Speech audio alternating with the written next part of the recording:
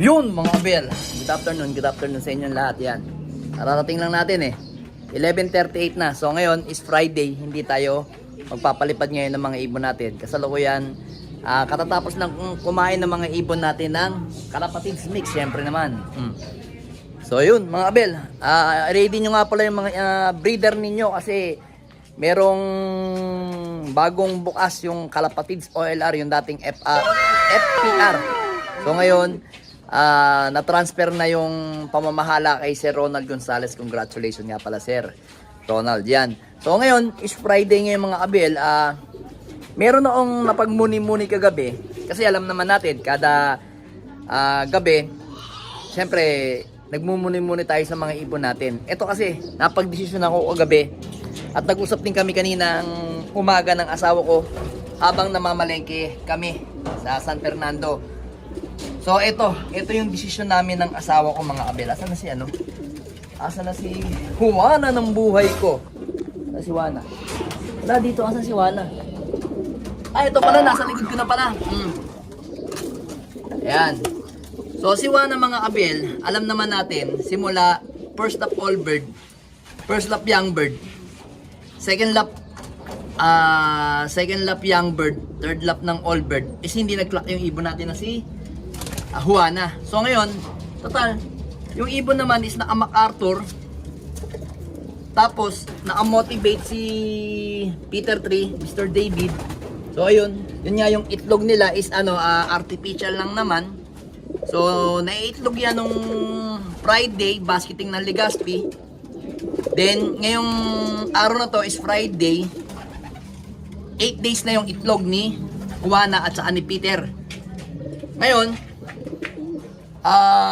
next Friday kasi bale pang 16 days yan dapat, 16 days yan.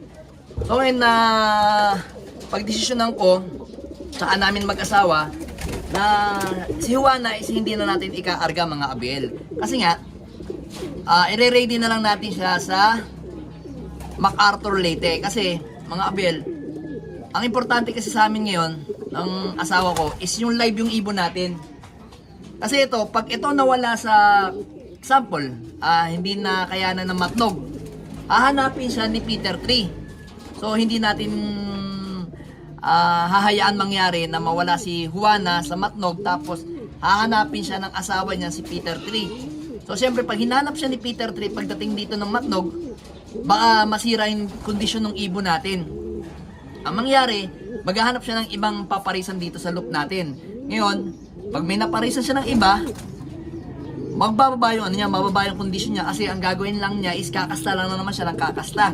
Maghahabol na naman na maghahabol ng asawa niya. So ngayon, ang gawin na lang natin, tingnan natin kung anong mangyayari sa Matnog Sorsogon, kung anong gagawin ni Peter Tree at saka ni NPL natin. Yan, kasi sila yung nag-clock nung Legazpi. So itong mas maganda yung result nito kasi live pa si Peter Tree. So ito si Juana naman, si NPL naman may butas ng isa sa young bird. Tapos may butas din siya sa all bird. So 2 points pa lang to, ito 3 points na. So syempre, ang sa atin lang naman kung ano yung mas magandang magiging result ng ibon, gawin natin. So isasakripisyo nga natin si Juana at hindi natin ikaarga dahil para sa ikagaganda ng performance ni Peter. Yan mga abel. So siguro yung iba magagalit sa akin o babatikusin ako dahil hindi ko ikinarga si Juana. So syempre, lahat tayo mga abel may kanya-kanya tayong diskarte sa mga ibon natin. So ito diskarte ko to. Ibon ko to, ako yung masusunod. So yun lang yung napagdesisyonan namin ng asawa ko.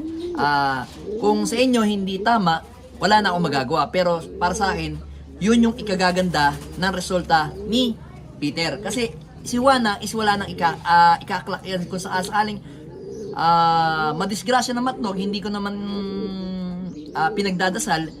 Kung in case lang, yun nga, mangumroblema ako dito kasi hahanapin niya yung asawa niya pagdating. So syempre, alam naman natin, pagka ang uwi niya is wala yung asawa niya, tapos ilang araw na wala, maghahanap na ibang pares dito yun. So ngayon, maghahabol hanggang sa masira yung conditioning. So mas maganda pag uwi niya, fresh na fresh yung alindog ni Juana. Juana ng buhay ko. Yan. So minarapat ko, ipitin natin to. So kung ano magiging result sa matnog, doon na lang tayo. Doon natin pag-usapan mga abel kung ano dapat gawin natin. So ang kailangan lang natin, performance siya sa matnog, mag-clock siya.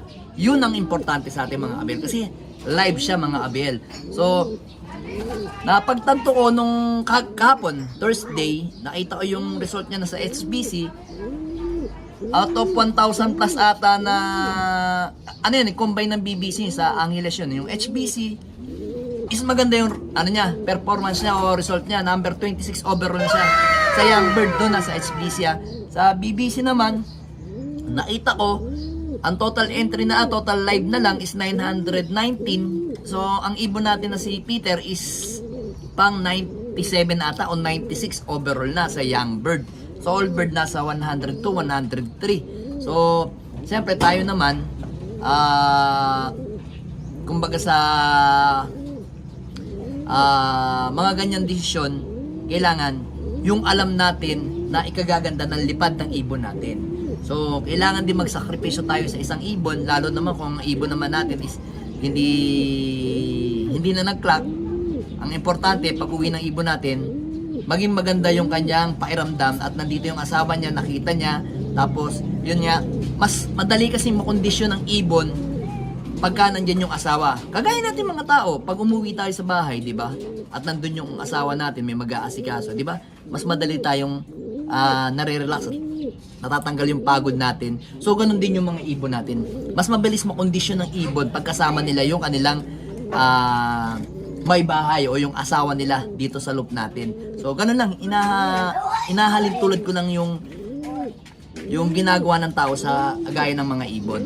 So ngayon, ang gagawin naman natin, ito naman ikaarga natin si Pula sa PPCP kasi ang total entry na lang namin total live sa off color is nasa 200 na lang. Hindi ko alam kung nag-start ata ng nasa almost 500 o 1,000 ata. So, hindi ko masyado, basta ang alam ko lang, nakita ko lang yung result niya, 212 ata ang live na lang ng off color. So, maganda naman yung performance ni Pula na si Jimmy D, NPL. O, ngayon, karga natin yan parang San Juan Laguna, San Juan La Union ata, parang ganun. Basta La Union, part pa rin ng La Union. Hindi siya San Fernando, part pa rin siya ng La Union. Then yung si Kim Himaru na naalaban natin ng PRC, hindi na natin maikaarga dahil nga yung kanyang balikat is kulay ube. So gagawin na lang natin siyang breeder. So ngayon, idinidikit ko siya kay Rigor dahil papaitlogin ko lang ng isang beses, tapos tatapon ko, tapos diretso na yung breed nila mga abel. Kasi yung itlog ng una talaga, hindi ako swerte.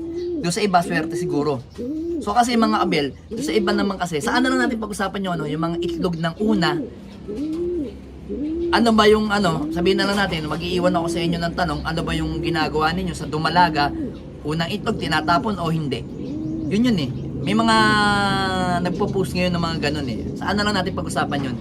For the meantime, kailangan natin pukusan yung ibon natin na si Peter 3 at saka si Pula at saka si Jimmy D na NPL.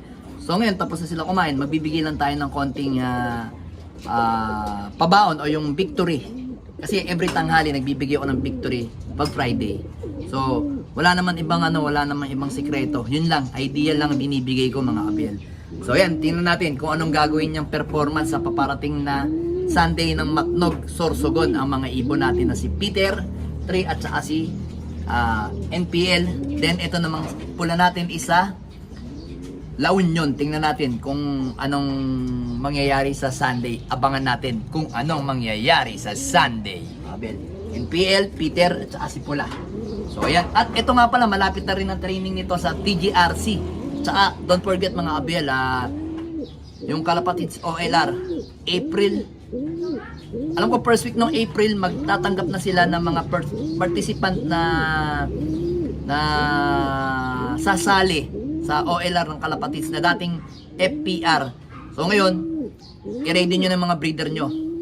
magandang labanan yun mga kabil. Talagang meron din labanan ang mga vlogger. So abang-abangan ninyo yung update namin sa page ng aming Kalapatids OLR. Alright.